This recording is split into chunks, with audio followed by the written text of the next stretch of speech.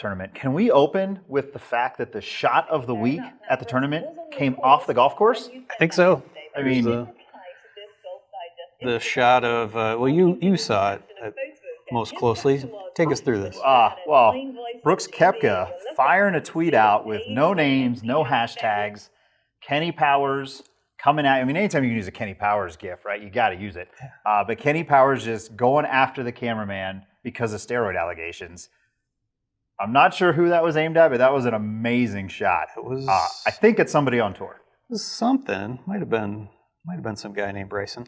But then the next comment, and it was taken all the way to the Golf Channel, was is this something or nothing in the segment we're looking at here of to Paige McKenzie, should she have felt bad about that? Or should she have paid any attention to it whatsoever? So it was interesting seeing Brooks take a shot right at somebody, one of our friends on the Golf Channel. Firing right at it, right? Can't blame him, though. There's a lot of crazy stuff that said. Ooh, I did want to play one other video that I found the other day. Thought you'd like this one. Let's get to the actual shots on the golf course from this weekend.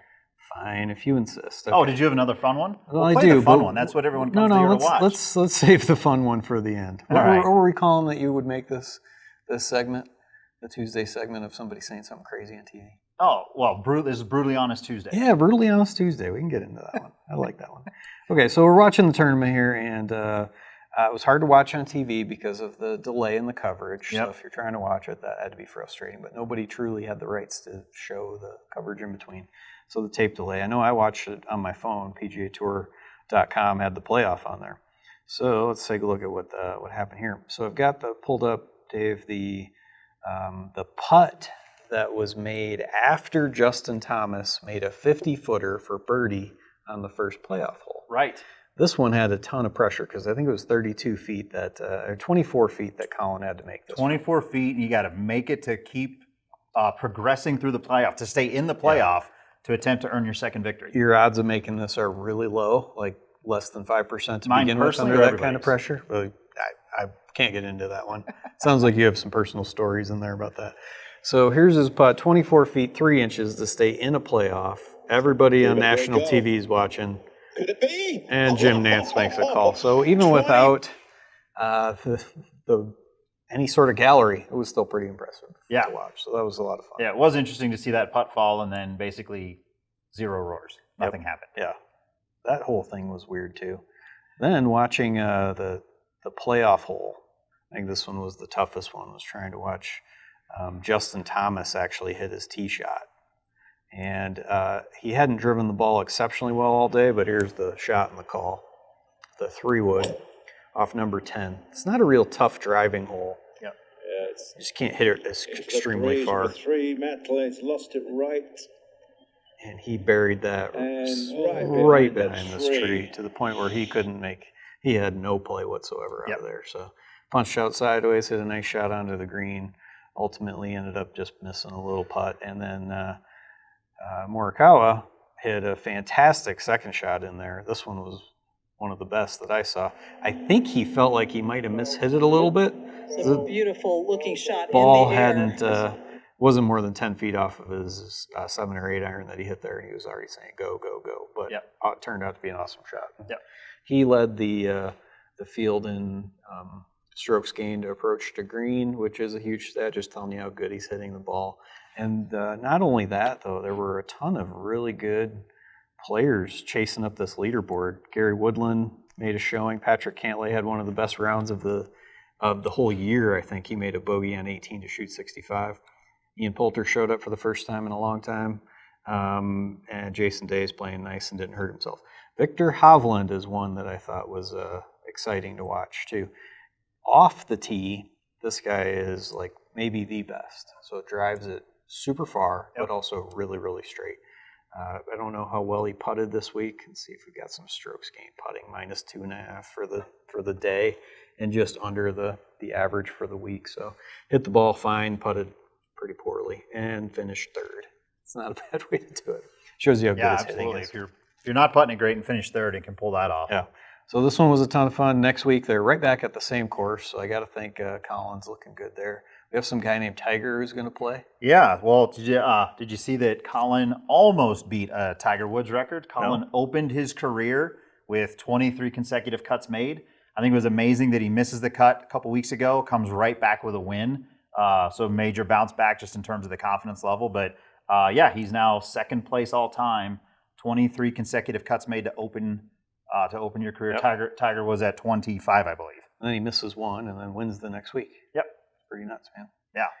Great story. Yeah, this was said on TV. This isn't recent, but this one's worth repeating. That's a great divot. The ball generally starts out where you swung the club, half of the club, and it ends up where the club face was. So it starts with, that's a really good divot. Yeah. Really good divot, Dave. Okay. And then it's probably worth repeating this one more time, but listen really closely to the I was trying to description listen. of how a ball flies. Great divot. The ball generally starts out where you swung the club, half of the club, and it ends up where the club face was. Ball Starts off on the where path you of the swing. club, Yep. the direction you're swinging, And the ball finishes, though. where the club face was. Yeah, you should always write that down, because the only thing that then matters is where the club face is when you hit the ball. And that, if that's aimed at the target, then your ball's going to end up on the target. So Did you get all that? I did get all that. So in our Brutally Honest segment, it sounds like that was complete fake news. That was pretty bad. Would you listen to someone who described golf this way and look at them like they were an expert in the field? If I didn't know what I know, if I was just out there in TV land, just watching this thing for fun, I would think this guy's on TV, must know what he's talking about. Yeah. Right? Makes sense. It's easy to get sucked into it. I can tell. Yeah. But no, Yeah. in my current state of awareness, no, I would not pay attention. Would you take a golf lesson from this gentleman? No. That's good. He doesn't give any. Good. So you're probably safe that way too. So we'll save some clips like that for another day and get more in depth into that nonsense. But yeah, that's definitely not an expert at the game. So Muirfield, let's get back to the golf course. Dave, I want to go back to that. Yeah, Muirfield. So back-to-back weeks at Muirfield, odd turn of events here because of the COVID and the shutdown and everything. Have you been to Muirfield? Have you I've played been there? to Muirfield a handful of times. I have not played there. I've walked the course probably, I don't know, a dozen times. So the question that everyone is wanting to know, one of the big stories that came out was that Colin, I believe, had a chocolate milkshake. Is that true? Do we have a fact checker? I think it was chocolate. Our fact checker Chocolate ran shake, away. He was milkshake? here a minute ago. Yeah, Harvey's gone. But tell us about the milkshakes at Muirfield. Yeah, first, it's a cool clubhouse. It's a large clubhouse, but there's a spot where everyone sits to eat that overlooks the 10th tee, where Justin Thomas hit that ball behind the tree. And the first tee, you can see it from there. So everybody really clamors into that spot. I don't know how they did it this week. I'm a little bit disheartened not to be there, because this is one of my favorite ones to be at. But when that is a packed house, you can sit there and have a milkshake one day during lunch sitting next to Jack Nicklaus or a whole host of legends that go there. So that's a cool experience. And then, yes, they're most famous for their milkshakes. They have a certain dairy farm there in Ohio they bring in the ice cream from, and they've got a host of them, and somebody just stands there and makes milkshakes all day. So you go there, and if you do it right, you get the Buckeye, since you're in Ohio. Yeah, that makes sense. Chocolate, peanut butter, there you go. Being a Nittany Lion, I probably wouldn't order the Buckeye. But So John Rahm did it who wrong. knows? Yeah, and I'm from Michigan, so I'm we're not not ordering the a Buckeye Buckeye fan either, but Pour it on the ground. that's what you got to do. Yeah. So if you go, that's what you should do, and it's a cool place. It really is a neat spot. Jack's always walking up and down the range. It's just some cool history there. Yeah. And some great story about how he built that course. Almost ran out of money doing it. It's a nice place. It's different than a lot of other golf courses that they play on the tour. In that there are so many trees out there.